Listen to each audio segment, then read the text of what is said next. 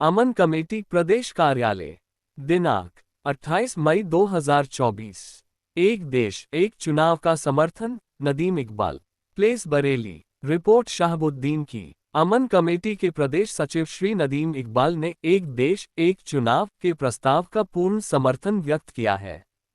श्री इकबाल ने कहा कि एक देश एक चुनाव से न केवल देश में लोकतांत्रिक प्रक्रिया और मजबूत होगी, बल्कि इससे समय, धन और संसाधनों की भी बचत होगी।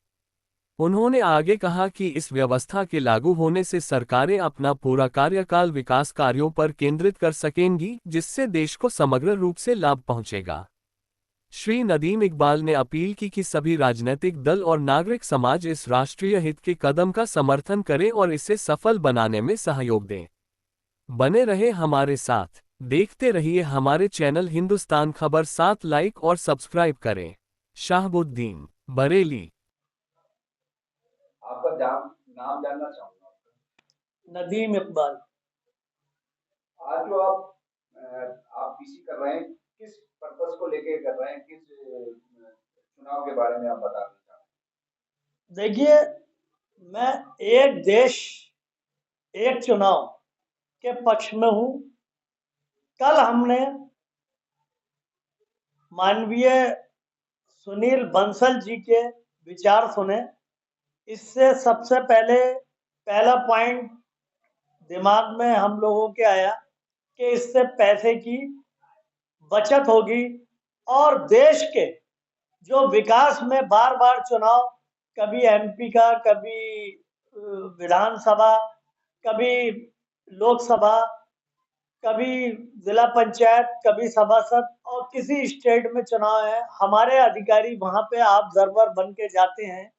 हर बार वो देश के विकास का काम देख ही नहीं पाते हैं और जनता उनके पीछे परेशान होती है। कहाँ गए हुए हैं? देश के चुनाव कराने के लिए गए हुए हैं साहब। इसीलिए मैं एक चुनाव एक देश एक चुनाव के पक्ष में हूं और ऐसा हमारे नरेंद्र भाई मोदी जी को ऐसा लोकसभा के अंदर ऐसा कानून लाना चाहिए जो देश में एक ही बार चुनाव हो, एक ही बार, और बार बार हमारे जो लोग बाहर रहते हैं बार बार वोट डालने आए। इससे मतदान प्रतिशत भी बढ़ेगा, जो हम लोग कोशिश करते हैं।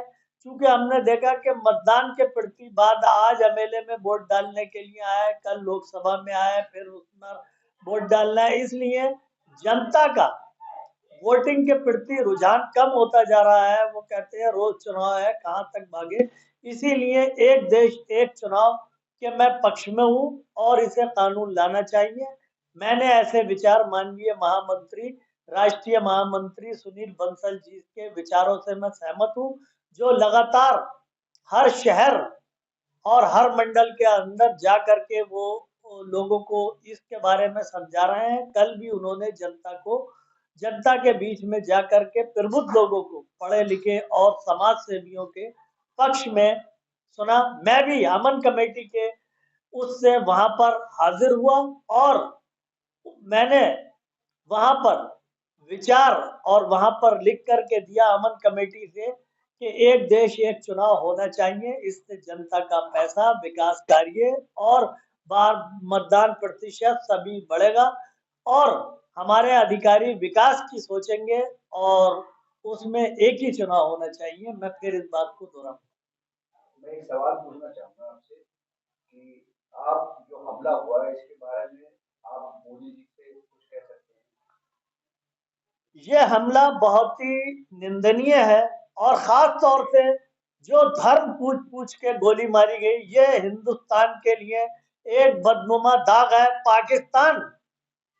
पाकिस्तान जो आतंकवादी गतिविधियों को जो बढ़ावा दे रहा है और आतंकवाद की फैक्ट्री से चला रहा है, इसीलिए आज हम सब लोग हिंदू मुस्लिम मिलकर के ये प्रण लें कि पाकिस्तान का पूर्ण बहिष्कार किया जाना चाहिए और जितने लोग यहाँ पे पाकिस्तानी रह रहे हैं उनको जल्द से जल्द, वहां पे सरकार भी कोशिश कर रही है, इंडिया वापस जाया जाए। और मैं ये कहता हूँ जो हमारे भाई पाकिस्तान से में यहाँ पर जो हमारे भाई उनके रिश्तेदार जो पाकिस्तान में रहते हैं उनसे मिलना जुलना, उनका भी सामाजिक बहिष्कार कर देना चाहिए, उन लोगों से संबंध खत्म रहना चाहिए। यही हमारी 26-28 लोगों को मारे जाने की यही सच्ची श्रद्धांजलि होगी कि हम पाकिस्तान से बिल्कुल नाता तोड़ दें। यही मेरा ऐसा मानना है। और मैं प्रधानमंत्री नरेंद्र भाई मोदी जी से और माननीय अमित शाह जी से ये मांग करता हूं और राजनाथ सिंह से जल्द से जल्द इस हमले का जवाब पाकिस्तान को दे, ताकि उनकी अकल ठिकाने आए। और जो जैसा कह रहे हैं कि 5 योजनाएं जो उन्होंने शामिल करी हैं जल संधि, और वो कैंसिल करके जल बंद कर दिया जाए। इसीलिए अब बात बात की जरूरत नहीं है, अब इलाज की जरूरत नहीं है, ट्रीटमेंट की जरूरत नहीं है, अब सीधे ऑपरेशन की जरूरत है। अब बातचीत का मौका खत्म हो चुका है।